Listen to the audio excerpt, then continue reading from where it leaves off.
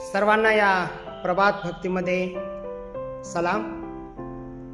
आजच्या सकाळचा मान्ना परमेश्वराच्या पवित्र वचनातून आपल्याकडे येत असताना आज देवाची जी कृपा आहे त्या संदर्भात आज आपण मनन करणार आहोत। देवाची पवित्र कृपा आहे म्हणूनच आजची सकाळ आपल्या सर्वांना प्राप्त झाली आहे। याकरिता देवाचं वचन पौलाचे रोमकरास पत्र याचा 3रा अध्याय आणि 24 वचन म्हणत आहे, देवाच्या कृपेने ख्रिस्त येशूने खंडणी भरून प्राप्त केलेल्या मुक्तीच्या द्वारे ते विनामूल्य नीतिमान ठरतात। जग आणि जगातील सर्व गोष्टी परमेश्वराच्या पवित्र दयेने कृपेने खास आशीर्वादित आहेत, परंतु देवाला आवडणाऱ्या गोष्टी अतिशय उत्तम प्रकारे प्रभूच्या पवित्र नावामध्ये आशीर्वादित व्हाव्यात यासाठी देव प्रथमतः त्याची कृपा पुरवतो आणि आम्हाला नीतिमान ठरवतो।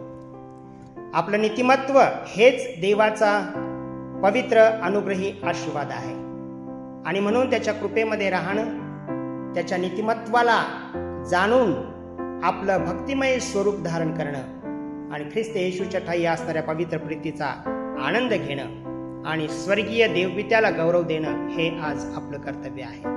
आजची प्रभात, आजची सकाळ, दिवसाची सुरुवात करत असताना आपण वेगवेगळ्या विचाराने आपल्या दिवसाची सुरुवात करतो, परंतु देवाच्या कृपेने जर दिवसाची सुरुवात जर झाली तर निश्चितच हे मनन, हे चिंतन, हे देवाचं वचन आपल्यासाठी खूप कृपायुक्त असणार आहे। कृपायुक्त योजना देवाची आहे आणि तीच योजना तुमच्या आणि माझ्या जीवनात आजच्या दिवसासाठी पुरेशी आहे। परमेश्वर देवबाप हे वचन आपल्या सर्वांसाठी आशीर्वाद करो।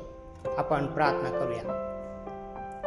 स्वर्गीय महान पवित्र परमेश्वर देवबापा, आजच्या या सुंदर प्रभाती तुझे प्रियजन, विश्वासणारे भक्तगण आज तुझं वचन त्यांनी ऐकलेलं आहे की तुझी कृपा तू आम्हाला दिलेली आहेस आणि आम्हाला नीतिमत्व तू दिलेलं आहेस आणि म्हणून आजच्या दिवसासाठी प्रभुदेवा आम्ही तुझे आभार मानत आहोत। प्रत्येक क्षण, सेकंद, मिनिट तू आमचा पाठीराखा हो, आमचा एबिनेझर हो आणि आम्हाला सांभाळ आणि तुझ्या कृपेत ठेव। येशूच्या नावाने मागतो, आमेन। यावेळेस मी सर्वांना विनंती करेन की प्रभूच्या प्रीतीमध्ये वाढत असताना आपण येशूच्या प्रीतीमध्ये हे चॅनल सबस्क्राईब करावं, लाईक करावं, शेअर करावं आणि सर्वांनी कॉमेंट्स बॉक्समध्ये आपल्या प्रार्थना विनंत्या द्याव्यात। परमेश्वर देव बाप आजचा दिवस तुम्हाला सांभाळो, आमेन।